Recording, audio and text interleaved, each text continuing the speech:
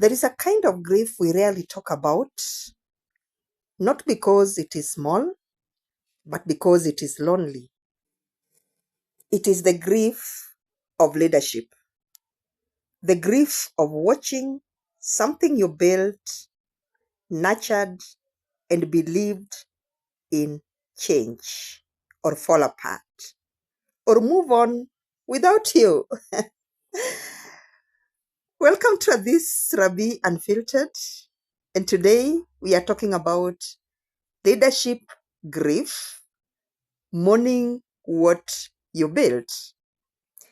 And I want to state from the word go that leadership grief is not dramatic, but it is quiet. It shows up when a vision no longer looks the way you imagined, and when people you poured into walk away. Systems you sacrificed for no longer honor the values you planted. Your roles end, but your heart is still invested. Very, very sad, that one. And it is the grief of outgrowing, being replaced, or letting go.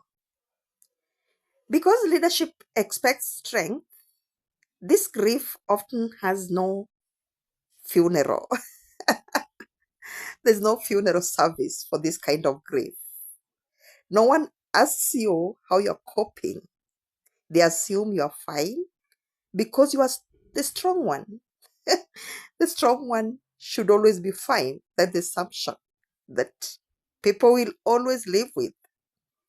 And this grief can be so heavy because it is layered.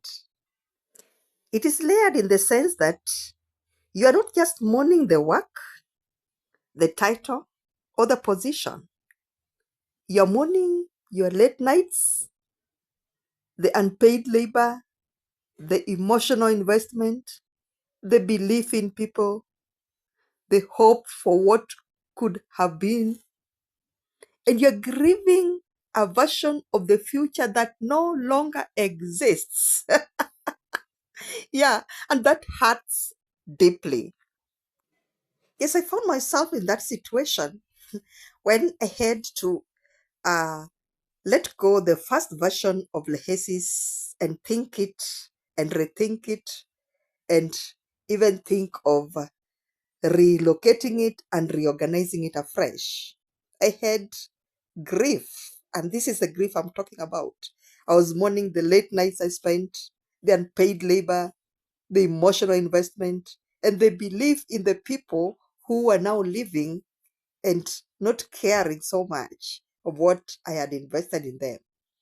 And there was that part of me that was also grieving the version of the future of the Lehesis that I expected, where I had now to live and relocate it to another place where I had to start afresh, of course, with a bigger vision.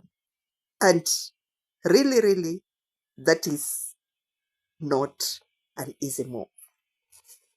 Well, builders suffer silently. When something collapses, people look at the structure. They rarely look at the hands that built it. That is the sad reality. Leaders are expected to move quickly during that particular time, to be grateful, to see the lesson, and to start again. It is not easy, of course, but that is what we are expected as leaders to do. But grief does not respond to a command or to commands. It is not easy to rush mourning. You cannot rush mourning. You must name it. So when you are mourning, you have to be clear. And let me be clear here as I explain leadership grief. Now, leadership grief is not bitterness. Actually, that is not what I'm talking about. So leadership grief is not bitterness. It is not failure. It is not weakness or lack of faith. It is evidence that you cared. If you did not care, there would be no pain. Remember, grief is the receipt of investment. And sometimes letting go feels like betrayal, not of others, but of yourself. This year you'll find yourself asking, was it worth it? Should I have stayed longer? Or did I leave too soon or too late? And these questions are normal, very, very normal questions. But even as you ask yourself these questions, it is important to hear this, that living does not erase the value of what you built. And also, endings do not cancel impact. Just allow yourself to heal. Allow yourself to heal at this particular moment. Healing starts with permission. Give yourself permission to be sad, to be tired, to be disappointed, and be proud but broken at the same time. So when you give yourself permission to be the above, then your healing begins. You can honor what you built without staying stuck in it. And grief does not mean you failed. It simply means you finished a season. Some of the hidden gifts in leadership grief are that leadership grief refines you because it teaches detachment without apathy. It teaches you love without ownership and vision without ego.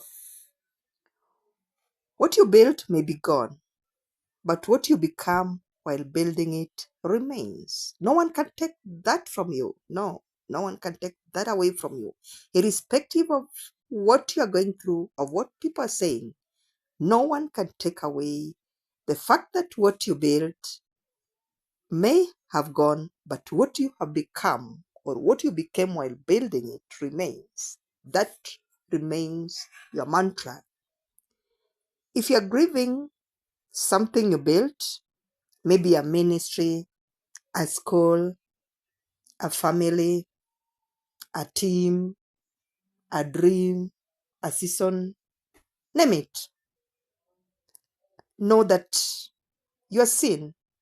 You are not invisible. I see you. I am feeling you.